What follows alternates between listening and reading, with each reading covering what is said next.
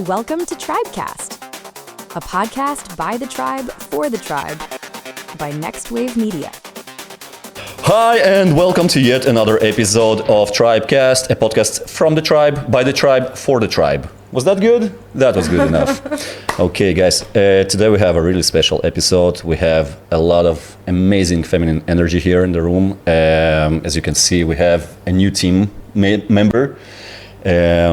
Congrats to Emmanuel for joining in. Thank you. And we want to welcome a very, very special friend and a very special artist that we all know, familiar with, and honor.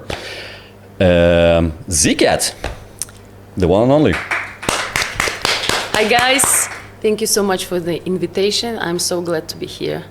And actually you pronounced my name wrong. Okay, that was actually the first question about your name and about your stage name. How do we pronounce it correctly? You're supposed to pronounce it like Z-CaT. Z-CaT. Yeah, exactly. That's why you hear it sounds like a rhyme. Z-CaT.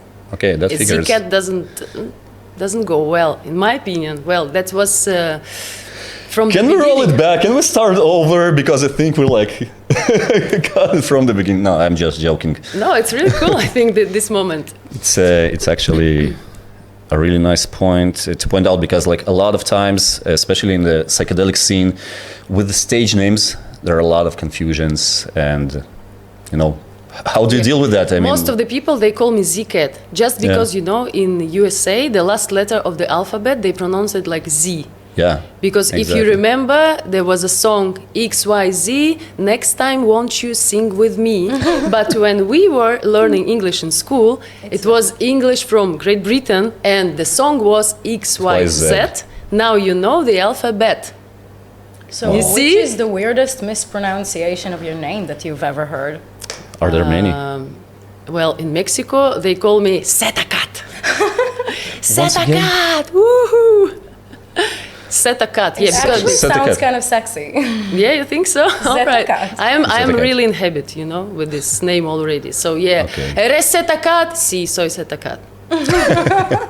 Okay, so what's the origin of the name? How did you came up with that? Besides being a cat person, obviously. Actually, this rhyme thing was the main reason. But if we dig deeper, Z means the last. So because there are so many girls calling themselves like cats and so on. Yeah. So I'm like the last cat. So I close the door and that's it. Okay. The last cat. No more cats after you. Like this, yeah. That figures. Your real name is Yana. How do you pronounce your last name? I don't know.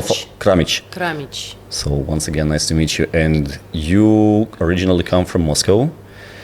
You're a global artist nowadays. You started at around 2003. 2003, yes. 2003. That's a long way, a long history till 2025. Yes. A woman never tells her age, though. We didn't speak about her age. We spoke about her career, Yes, but and that's amazing. That's actually referencing. Yeah, no. I was 18, so You look still 18. all guys that are more curious, they can count. Anything from the older days, from the beginning of your career, the way that the scene was feeling, looking, and anything that you miss, maybe secretly, maybe not secretly. Secretly, guys, I don't miss anything. You know why? Because I believe that the scene is developing, actually. It's really developing, and it's getting better. I don't really agree with those guys that say, before it was so much better. No, it wasn't. Every year is so much better. Also, if our scene will survive and develop for further time, people will miss the years like 2015, 2018, 19. That was the best times ever. For sure. All the festivals were so crowded. The production, it becomes so much better. It's unbelievable. I don't know how people say before it was better. What was better? The only thing I noticed that in old times, I remember that DJ was not the main thing. People didn't look at the stage. Yeah. People used to look at each other, you know, they communicate on the dance floor, they catch smiles and everything, Yeah. because the stage was not the main thing. Nowadays is the opposite, because of course there is a show. Yeah. There is a lasers, there is a mapping, there's everything. That's why now everybody's just turning to the stage. So this is the only thing that maybe I can mention. Do you think it influences the vibe? Maybe a little bit, but you know, in the day doesn't matter. Everybody look at each other always. You dance, you look on the side, you catch the smile. So basically, it's still the same vibe. Yeah. For sure. Anything you want to ask? Go ahead. Yeah, I actually want to know how does it feel that people look up to you to the stage and you're up there dancing and just putting on your music. How do you feel inside? Because you said like people don't look at each other anymore. They all face to the stage. Yes, and sometimes, you have, like, yeah. sometimes probably 100,000 people just looking. Exactly. towards you. Sometimes I catch myself on this thought, like, okay, they all turning to me, Yeah. and I'm looking at them. It's I don't know how to describe this feeling. It's just out of this world. It's wow. It gives you the goosebumps You're giving me the goosebumps right all now. the time. When I'm like, oh, wow.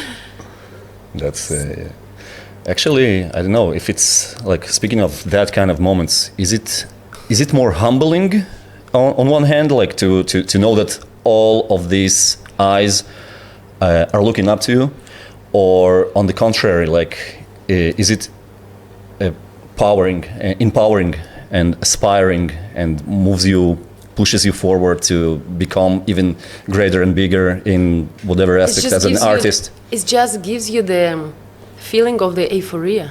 And when you in this feeling, you think you can make the magic, you can do everything. So obviously it gives you some kind of superpower when it has.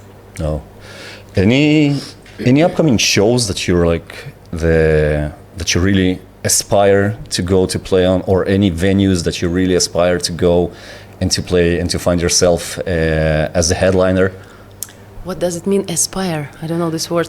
Really looking forward to, or dreaming yes. of, or fantasizing of being like the headliner of that stage that you didn't conquer yet. Of course, I think every artist or every DJ is dreaming to play on Boom and Ozora. And the third one is Universo Paralelo, but I played there already, so it's To yeah. So to these lift. two, Boom and Ozora, is still in my, let's Cool. say, like To-do a bucket list. Yeah. But it's really hard, you know, especially for the independent artists. And I am an independent artist. Why so? I was never belonging to any like community, society, or some label or some booking agency that is pushing their artists. Yes, I'm a part of the label. I'm United Beats Records, you know, it's Yeah. the label of Mad Max. But it's just like it's an artist community. They don't do this promotion pushing. What do they do? Like, what's the They difference? How do just they release differ the from? music, Okay. yes, and share the royalties. Because some other labels they don't Get do. their percent. Yeah. So this is the really honest. Yeah, you cannot label. count on Spotify, you know. At all. And to play on Boom, you must be or superstar, or you must be pushed by someone else. Like this, Ozora is the same, because imagine you are the organizer of Boom or Ozora. They are just being so much attacked by labels, booking agencies, artists themselves, and so on. They are head going crazy, and there must be a huge request, you know, from the crowd. Like if everyone will be under each post will write, "We want to see Z-CaT," then they will book me. Otherwise, no. So no you either chance. need to know people So that know I- people, or you need to, you know, gain as much crowd as you can in the social so media. what should I do? Because you know I never applied for any booking. I'm just sitting, you know, doing my thing, making music. I don't know, recording some reels maybe, because sometimes it helps, Yeah. and waiting. I feel like you're saying that it's a lot about kind of like a social media game today. It is true, yeah. Yeah, you cannot avoid it. Is that a conscious decision, or is it just the way you are, like a part of your nature, you know, being independent?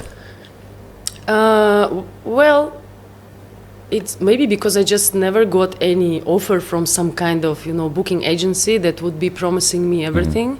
Here's your chance, guys. I don't know who's watching, but there's your chance. Except, She's up let's for say, grabs. except season bookings. It's the agency in Brazil, because in Brazil you cannot play as an independent artist. You must Really? belong to someone, to some.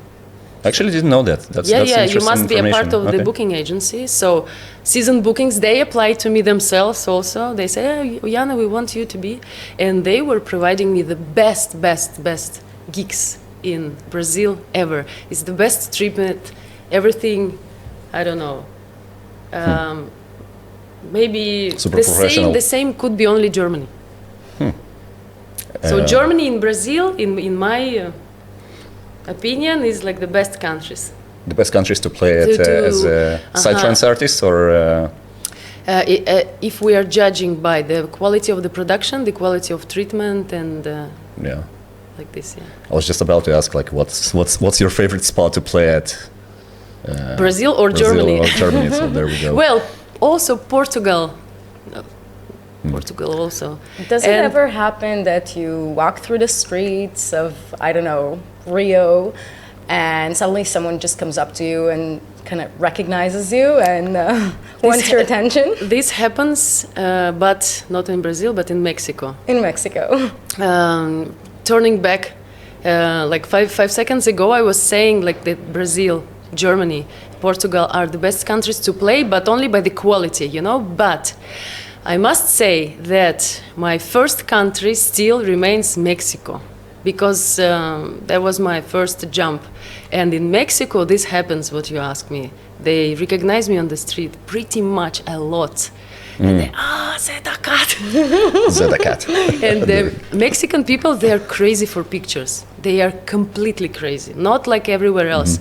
Like, I remember it was my longest photo session after my set. It took me 1 hour and a half. Seriously, my cheeks hurt because I could not smile anymore. No, okay, guys, yeah, that's it. I don't know why, but everyone at the party, they think that it's their debt to come and make a picture with her, with the artist. I don't know, with the artist, I guess with everyone, yeah. Does But it? Also in still Argentina. compliments you? Well, yeah, I like it. I feel myself, like a Britney Spears actually in Mexico, but only in Mexico. Does it sometimes feel uncomfortable? Do you have like these moments when you go like, okay, this is too much? Yes. Because if you want to go to the dance floor and also to enjoy the party, you cannot do this. Because it will be non-stop picture. But What's only the in weirdest Mexico. picture that you've ever been requested for? Weirdest picture. Yeah, like... It's not that kind of a scene. face. No, I'm just joking. I meant make a face, hold my baby. Yeah. Can I take a picture of you with my dog? Like, no, with my cat, because Yeah, well, they always bring some kind of toys and stuff, but well, maybe there was a girl that's saying, "Can you please sign my boob here? And Oh. let's make a picture like you're signing my boob and here and there." Yeah, these kind of things. and at that kind of moments, like, does it feel? I mean, I guess if you're feeling uncomfortable, is there a place to put boundaries, or as an artist, like, you catch yourself in like a conflict? Should I be like once again a crowd pleaser, or should I like stage a boundary right here, right there, and say no, that's beyond what I'm doing, or that's not something that I'm willing to go through? How do you do that as an artist, actually? I didn't get it. One more time. Say it again. Like. If you find yourself in an awkward moment with someone from the crowd or from the production or a colleague, whatever, do you get to find yourself in a conflict between Okay. Trying to please the crowd or the fan or the fans, or putting your boundary and saying no, that's not something that I'm willing to participate in? Usually I try to please, everyone. Because, okay, I'm a simple girl, I never gonna be like this superstar thing. Always when they ask me, I come, whatever. The only thing I realized that now I reached a certain level, like, again, if we're talking about Mexico, sometimes I go and they book me such a hotel, which is unacceptable. Oh, Okay, yeah. and then I ask them, okay, guys, I cannot stay here. You have to change it right now Okay. because I'm not gonna stay here. And they go along with that, or And they just say, oh, no, I'm sorry. Just it looks so good on pictures, you know, it's written 4 stars and it's royal, blah, blah, blah. And there you come and everything is dirty, everything is like old, the air conditioner is, this kind of things. Only in this moment, I'm very but they're being really professional demandable. about it. Yes, demandable. Because, okay, I've been doing this for 22 years. I think I deserved a good treatment. Yeah, totally legit. I mean, come on. But they're being super professional about it, I guess, from what you're saying. Or were there any moments when... Most of the promoters, yes, because nowadays, before, I was taking every offer, you know, everything, because I needed money. That was my only money source. Okay, I don't know if we can talk about this. So when I moved from Russia to Israel, my husband, he lost a job because he is a musician. And his band split because of the war, so we arrived here to Israel, and I was the only money source for all our life. We have a family, I have a husband and a daughter. It took me 2 years until he gets like the proper job. But it was really hard for me, so I was taking every offer, whatever. Because I know that if I don't have enough money, I won't survive, especially here. It's so expensive here. Yeah. And right now, I'm more relaxed, so I'm not taking small gigs. I'm saying only if it's a big lineup or it's a big festival, because I can afford myself not to play every weekend. Because I used to do this before, it's really hard. Guys, I don't know how some people do this. Some artists, they do this, they not only traveling every weekend, they have even the weekdays, you know? And it's your body starts telling you, okay, this is enough, stop doing this. Because especially when you have to travel all around the world, you go to Brazil, then you go to Europe, then you go to India, then to Japan, then you return to Argentina, then Mexico, and you stay there only like a couple of days. Your body still is not adapted, and then you just start feeling bad. Constant jet lag. You're just feeling so bad, you have no power, you have no inspiration, you don't want to go to the studio, you don't want to do anything. Just want to lie down. Do you feel this is also something that has changed over the years in the scene? I mean, I would say it might be a generational thing even. Do you think people nowadays, younger artists, are able to understand this, what you were saying about like pushing through and just taking every single gig and taking every gig I'm getting offered because I need the money? And do you think the younger artists nowadays are understanding or able to understand this? And appreciate. Appreciate. Or even like walk through this path of like, I'm gonna take every gig attitude-wise? First of all, because they're young. The key word here is they are young. Yeah. And when you're young, when you're 20, you don't care. You can party non-stop and then go and wherever. And you can wake up in the tent and this is the young energy, of course. But you have the resources. I'll tell you that most of the young artists, they still have a normal job. So it's not like they have to survive. Yeah. Maybe there are some people, of course, they have to do this. But most of the artists, they're like, okay, I have my constant money source and this is my hobby. I do psytrance.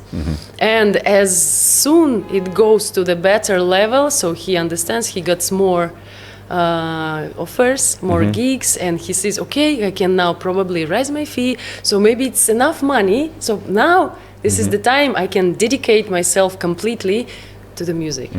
Were there any moments that, during that period that you were like, oh fuck it, I don't want to do this anymore, like maybe I should, you know, change my career, go like study something else, find a job in a different field of any different occupation? And Never. Never.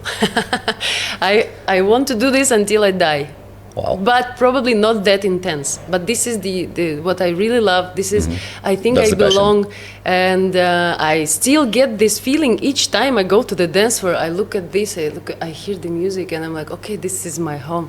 This is where I belong. I feel so happy, you know. I sometimes can even cry. This is. No, I have the goosebumps, you know. I want to ask the opposite question. When did you know that? When did you first had this kind of like overflowing feeling of that's what I want to do for the rest of my life? If you remember that moment of I'm also getting bliss, goosebumps. yeah. To be honest, you know, guys, it happened when I was 18 and I went to my first rave in Russia. Yes, in Moscow.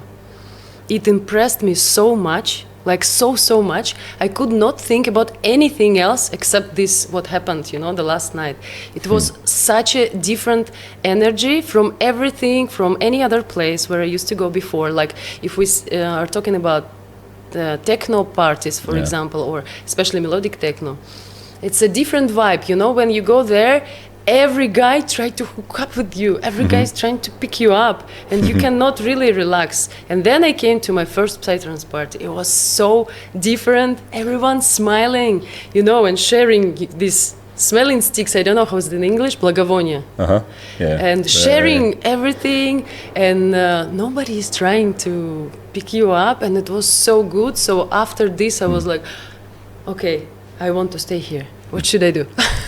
Is it still ongoing, that kind of vibe, even nowadays? I mean, especially for you being a female artist in a world which is pretty much masculine, to be honest. I mean, the psytrance scene was always pretty much dominant by masculinity until, I believe, nowadays, recent days, do you feel it has changed for the better in any way, or some elements stay the same and you have to like fight your way through that, you know, masculine concept that was. You mean if I present still all. need to prove that I am being a girl can worth something? Is that your question? Not just worth, but even maybe I should rephrase that. I think he was talking about what you were saying about feeling that it's such a safe space. No one is hitting on each other. Yes. You It have is this still feeling safe you can space. just It is still. be. It is still safe space. Yes, psytrance for sure, definitely. But if we just went just for a moment to the other question, in the same field, being a feminine artist, a female artist in a masculine dominant world of scene of music, was there any moments that you felt like you had to prove yourself more in any way, or did you feel in any way mistreated at any times for being like a girl DJ or a female DJ on the stage? Yes, it happened to me when I started producing my own music. So I had the feeling that I need to prove that I do this myself, Yeah. you know. There's no Nobody is ghost, helping producer. me, you know. Nobody is helping me because until now it still exists. Like if you are a girl, a producer, right? And if this girl has a boyfriend or a husband who's a producer too, everybody say, he's doing the doing the job. music for her. Psst, he's doing everything for her. So that's the thing that still exists until now. Wow. And I never had a boyfriend producer. Oh, So, but still, anyway, I had to prove somehow that this is my own music. I do this all myself. Yeah. I record my own voice, you know. I was Yeah. trying to make solo tracks that it's not a versus, because it's also the same. If you make the collaboration with somebody, they say, the second artist did everything, he just put her name. You know, she was just sitting in the studio, you know, smoking and saying, yeah, this is cool. Something like this. So in the beginning, it was for me like this. I was trying to release as more solo tracks as possible to prove to the world, like to show that, look, I am the one who I am, and I do this myself, that this is my art, like this.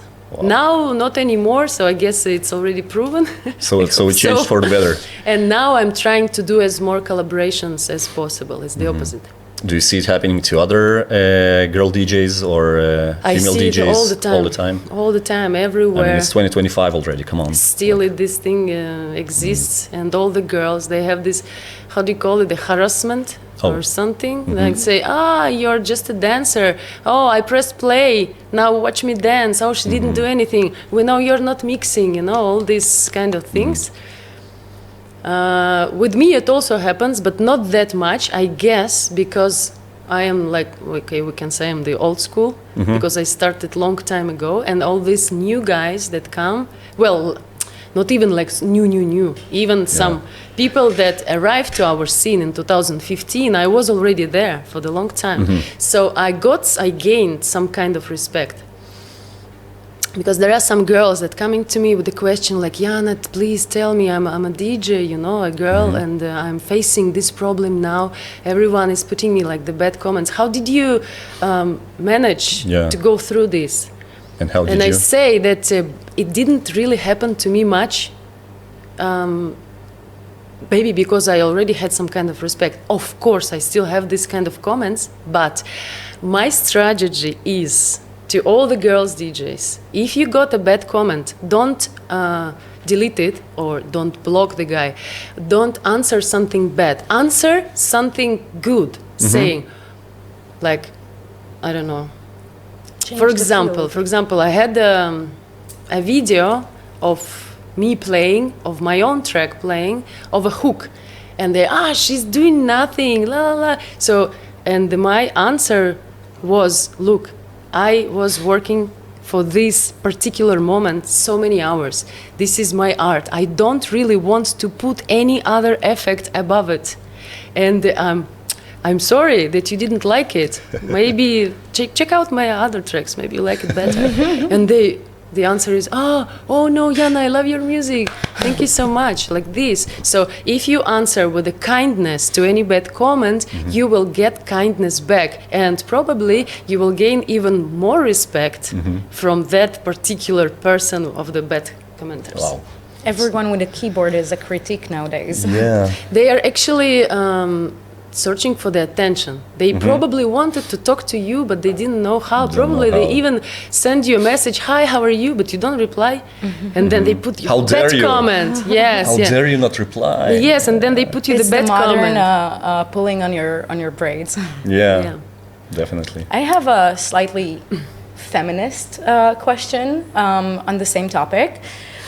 Would you say that as a female producer, a female artist, you feel sometimes more like demanded to dress in a certain way, to look in a certain way? And how would you say, like, would you say that this has an impact on your success in some way? The way I dress? Do you sometimes feel like there's some sort of a demand to like dress, tighter, smaller, sexier? Yes, for is sure. some places That's a question I could never ask. Like, it's good that you're here. For sure, every girl wants to look beautiful, of course, and recognizable, right, on decks. And of course, for me, it's a special therapy choosing I have so many different costumes, for the parties. And for me, it's one more pleasure, to dress up. Because where else? You cannot go just on the street like this. This is my special place where I can have my own pleasure to be dressed up like I like, to feel myself like a fairy, and everybody will understand it because in a normal life, you cannot do this. So this is our magical place where all the girls, I believe they also feel the same. No, of course. But I mean, have you ever felt like more pushed, not in a good way, in any place during your career, pushed to dress a little different because it would create more impact? But pushed by who? By the production, by I don't know, by no. It's all no. Nobody's pushing you anything. It's Charlotte De Witte. Yes, have you noticed that she's never wearing these tiny, sexy, blah blah blah dresses. Yeah, she always wearing a big T-shirt, like a man T-shirt. I think this is also one of the reasons, because she wanted to prove to the world, look guys, I'm not playing because I have tits. I'm playing because I make music, and I don't really need to show my body, to show my female whatever sexuality to make a good music or to make a good set. So nobody's pushing you. It all depends on how you feel yourself. Yeah. Also, it might be actually work the opposite. If you do too much, you know, too much, okay, let's say, then people will be, all right, what is she trying to attract, you know, like this. What's there missing in the music that she tries to... Yeah, just take off your shirt and do like that's it. I want to ask you a few things about, let's switch a little bit from, you know, you being, talking about, you know, the feminine experience in the psytrance scene to you as a producer, you as an artist. When you sit down in the studio and producing your music, do you kind of, I mean, you do combine a lot of feminine energy and put in a lot of feminine energy into a very full-on, high-power, very energetic music, which sometimes might be, you know, perceived as a little bit aggressive, especially by people from outside the scene. People that are not familiar with the psytrance, for example, but and you put a lot of your own vocals in the tracks. Do you plan ahead when you sit in the studio and create your music, or you just go there and, I don't know, press record and, you know, have a jam session or whatever, or just, you know, on a free fall? Every track must start with the idea. Like, it's really hard to make music when you don't know where's the target, how to move. You know, must be some, like, the idea, the main thing, and then around this idea you build a track. Then it is a flow. If there is nothing, it's really hard. It's not going. You sit in the studio, you spend hours, and you don't know. You're just switching tools and changing and trying to record it, and it doesn't go. That's the thing. So, of course, every track that I start with the idea. Like, okay, what else I want to say? What is the story? Because if you go through my music, you probably will see that every track has a story. Yeah, there's a lot of storytelling, by the way. Every track, which is amazing, has the idea. Yeah, maybe one or two are not, but most of them, yes. And I used to record my own voice almost everywhere, but now not anymore. Okay. It's just because I realized that someone else can do it better than me. Okay. And it all started from the track Closer, maybe you know. It's the track with Michelle Adamson. Yeah. Because when I found this song, I was like, oh my God, I have to do this. And I tried to sing it myself. And I didn't like it. You know, I just didn't like how my vocal sounds there. I took maybe 300... Is that a comparison with Michelle, or just... No, at that point, when I was trying to sing it myself, I didn't even have Michelle in my mind. I had a task. I was trying to complete it. I was singing. I made like 300 takes. It's still not what I wanted. And then I invited one singer, second singer, third singer, 4 singers, I think there were. I still didn't like it. And then we played together in Portugal with Michelle Adamson. And after her set, I was like, right, yes, I want her to sing in my track. But she was in the scene even much before than me. So for me, Michelle Adamson is a legend. So I was really shy to come to her and say like, and I was like, okay, I got super drunk and I was brave enough. So I came to her and I started talking about this track where I want her vocal, and she said, yeah, sure, let's do it. I could not believe my happiness. Like, yes, and eventually she did it the way I wanted, exactly, like perfect. Wow. Like this. That's quite amazing. And also, if we're talking about some different kind of vocals in my music, it's not only singing, it's also talking. I have a Russian accent, you know, and I wish there was a plugin that can take Russian accent Why? away, you know, some VST that AI. yeah. Would you and- really? Isn't there like something really unique and special about it? It might sound like really, I don't know, authentic to What, your audience. To have the Russian accent? have the Russian yeah, accent. like if you hear all my tracks, you can hear this my voice with the Russian accent, with all this thing. But then I realized that, oh no, maybe it must be more professional. Especially, like I'm doing now, we're making now track together with Lunatica. And there is a speech. It's a very serious thing about doomsday clock. You know what is doomsday clock? I don't think I know enough, but I can imagine. It's как бы imagery of the clock, which significant a doomsday that humanity goes in the developing of nuclear weapons so far, and you know the conflicts go so close to each other, so it's really hard. Soon it can blow. So this is the doomsday clock that the scientists created, and стрелка, я не знаю, как будет стрелка. Arrow. You're right. So the arrow goes closer to the midnight, and when it hits the midnight, it's going to be like the end of the world.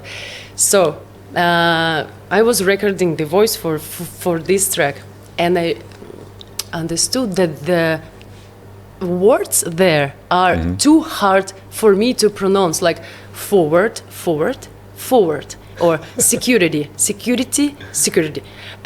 So I was like, I tried to do this so many times, but I don't like how I get like really, really bad accent. So, and I was like, all right, AI, please help me.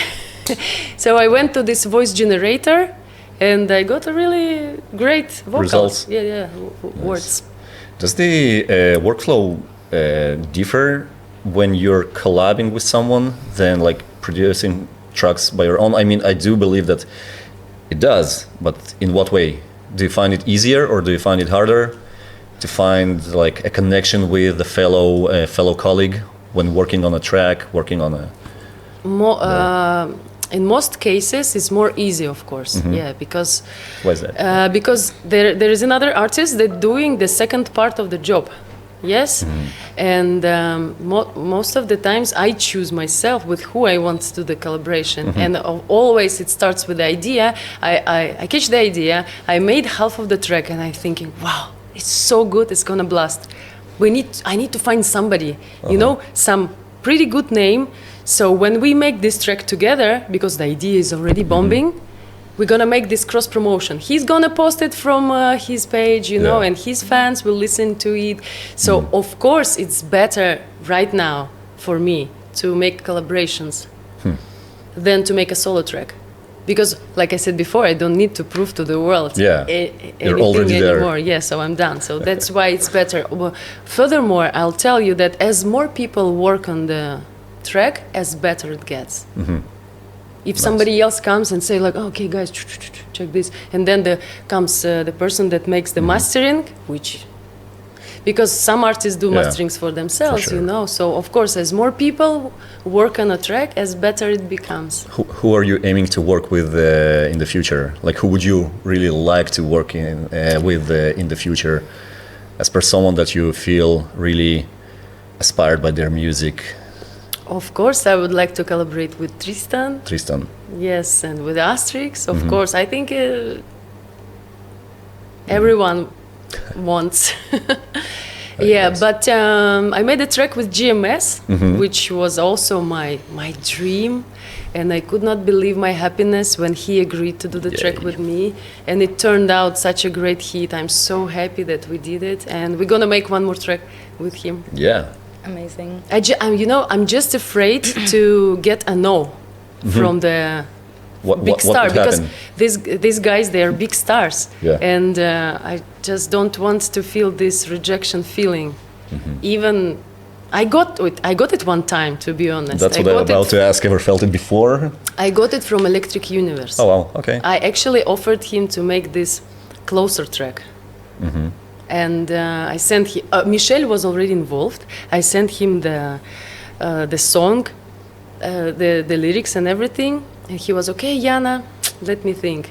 And after 3 days, he comes back to me and he said, I cannot collaborate with you. I'm so sorry. Although the production is nice, you're doing really good, but the song is scary. I was like, really? Why? No, imagine people are on tripping, you know, on something, and then they hear this song, they probably can freak out. It's too scary. Wow. But I don't think so. I think it's even more, actually, because it's a scary lullaby for kids, you know. It's more like entertainment, you know, so you can play this track on Halloween and so on, so it's gonna tickle you there like are this. Subliminal messages. But I believe, I'm not sure, I believe that it was his excuse. If whatever, you probably can cut this moment from the interview, because I'm not sure he wants to. Never. I don't know, I will ask him. I don't know. Maybe he will be not happy that I told the story about him. So, and I was like, oh, he told me no. I'm afraid now to offer to somebody else. And then my friends, they give me back the confidence and they say, no, Jan, go ahead. Yeah. It's okay. You can do it. You went through it. You mentioned a few times that you have this process, but everything starts with an idea. And I wanted to ask, do you have a formula? Do you have some place you go to that kind of, you know, is a great place for inspiration, or anything that you do in the creative process? How do you get your ideas? How do I get my ideas? Wow. The best way is to take my husband and to go for a walk and drink a wine. Somewhere else, wherever. We go to the beach, we go to the city in the night. We just need to be together and walk somewhere like this. And then, basically, this is so funny, but we just invent some kind of spark, and then I generate the whole idea. You will laugh, but I do it in the shower. That's where the magic happens. That's where the magic happens. While I'm in the shower, this is the most, you know, the process is happening.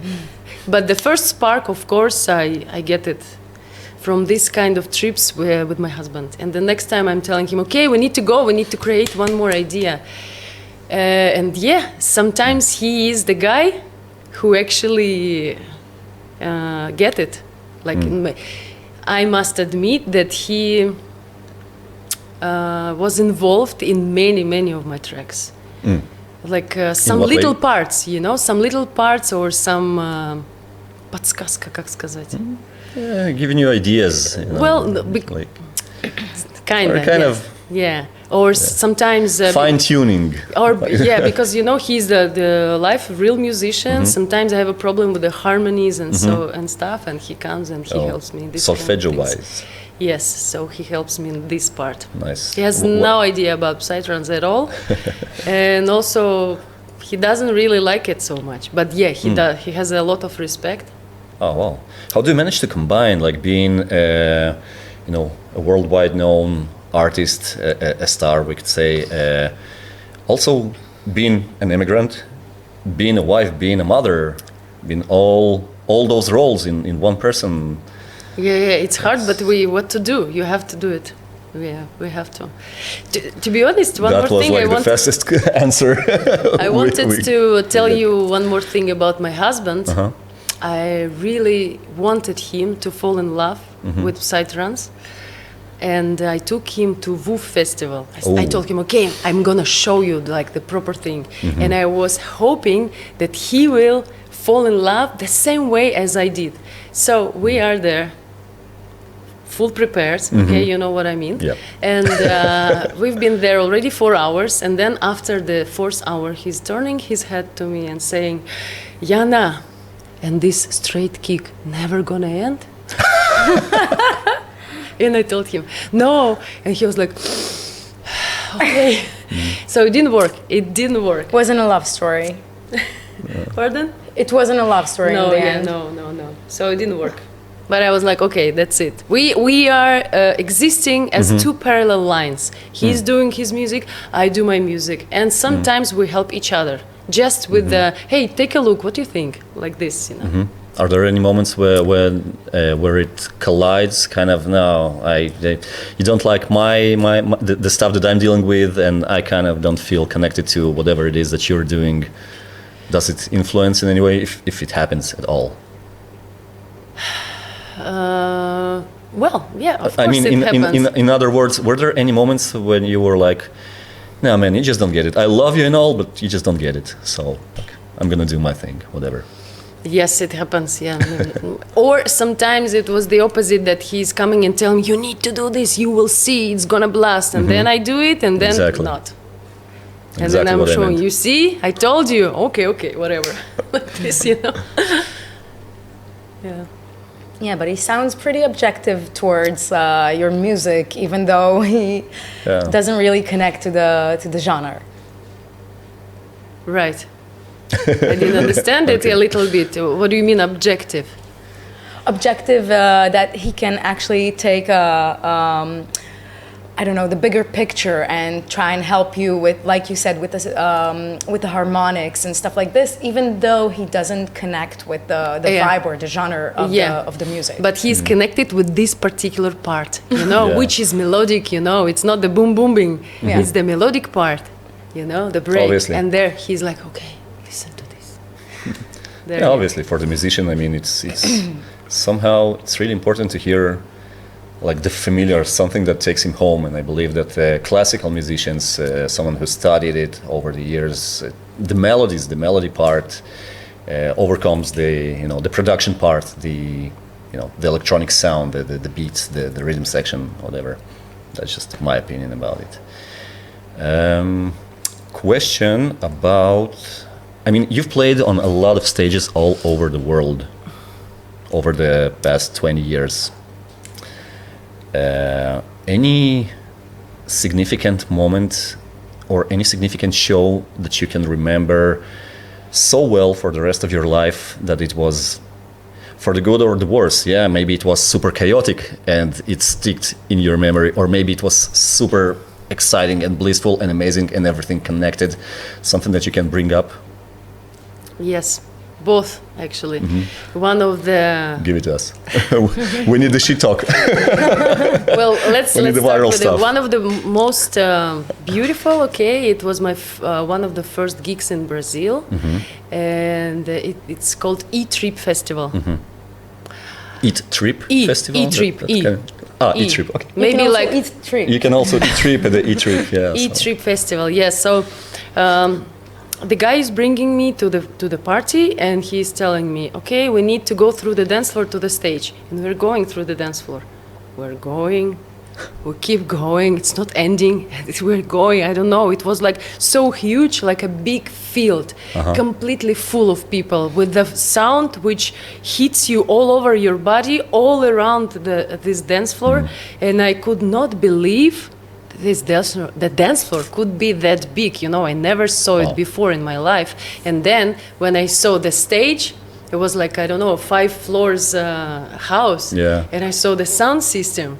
It was so big, and I felt like so scared, nervous, and everything, because I thought that my music doesn't have enough resolution to play on such a big sound system. And I felt like I went completely dizzy, although I was sober and everything. Yes. Yeah, an E-Trip. And I felt like shaking my knees, and it was actually after. I think it was 2018. So I had my experience. I never get worried, but that particular moment, I catch myself that I was so worried. So, but yeah, everything was super amazing. How did you and went the through great that? crowd and the nice setup, the sound, the attitude of the people. Like everything was wow, amazing. So when was the moment at that specific scene when you were like, okay, I'm good? After the first track. Of course. Yeah, the first track you put, you were like, all right, all good. Once you press play. Yes, once I press play. And the worst experience, it was, of course, it was in Mexico. Yeah, you don't have to bring up names of productions if you want. Okay, it was a party, you cut it. It was some party that I played in some... actually, it was not a private party. People were selling tickets to this event. And it was a small yard kinda, and the sound was so bad you could not hear. It was like crunching, and it was some kind of a stage without any cover, and then it started raining. You know, all your equipment there started raining. Each time you touch the fader, it gives you the electricity. Oh wow. Electricity strikes. And Did you bring a lot of equipment to that gig? I mean, no, was it a live gig? That time I was playing with CDs. And but anyway, we had to stop the party, you know, because you cannot do anything. And that's it. We were like, okay, good. Let's smoke a joint, you know. Oh, wow. Do you usually prefer like the bigger venues or the smaller and the more intimate ones? I prefer bigger venues, to be honest, because let's say why I don't like small, because there are always some wasted people, guys that come like this and try to touch your something, or trying to talk to you, or giving you high fives and stuff. They always distract you. So because of this reason, I prefer more. Where you don't see these guys, like, and they don't have like a buffer, to you like buffer space between you and the crowd. And most of the times they just don't control themselves. They are too annoying. You're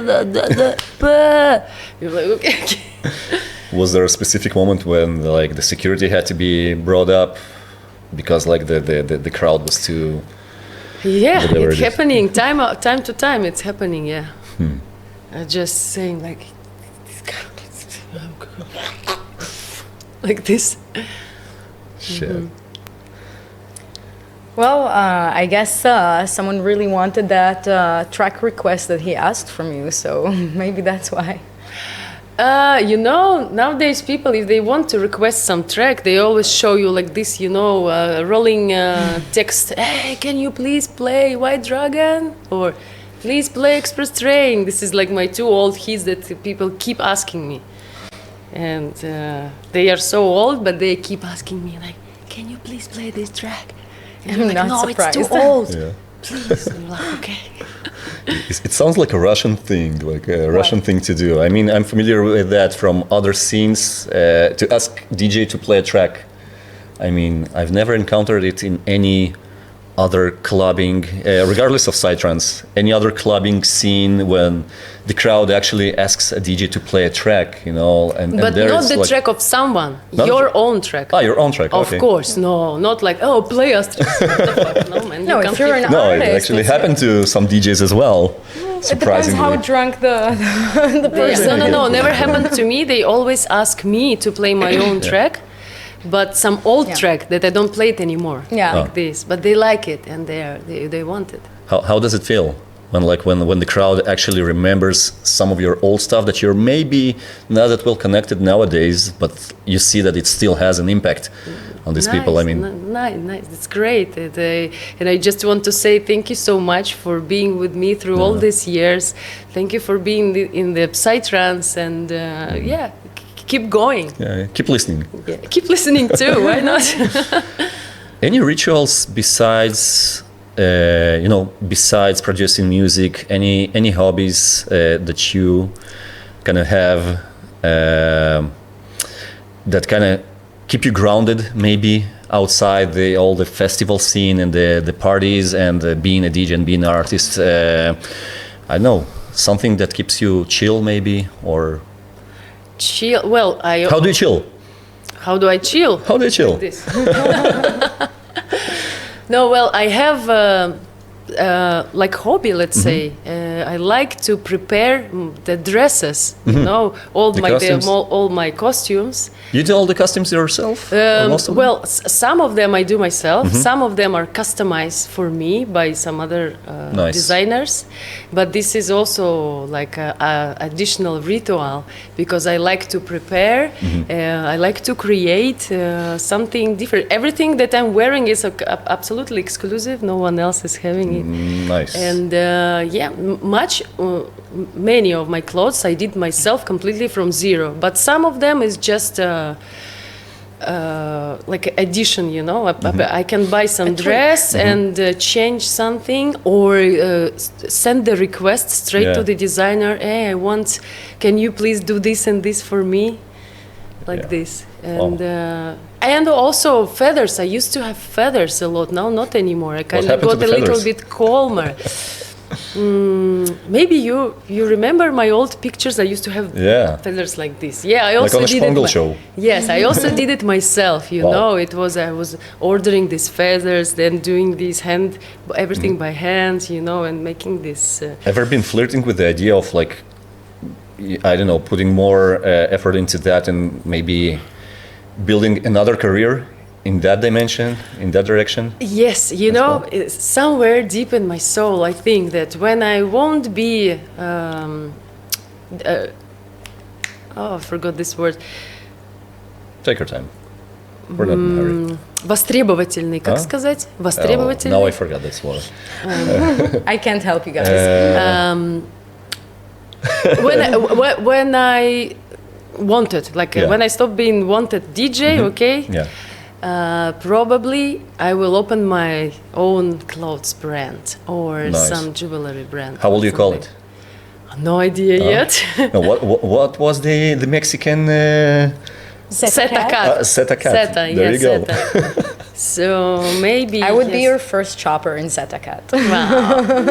If you'll make close to men as well, I know that I cannot do this in the same time, although my husband is telling me like, hey, come on, do it, start slowly.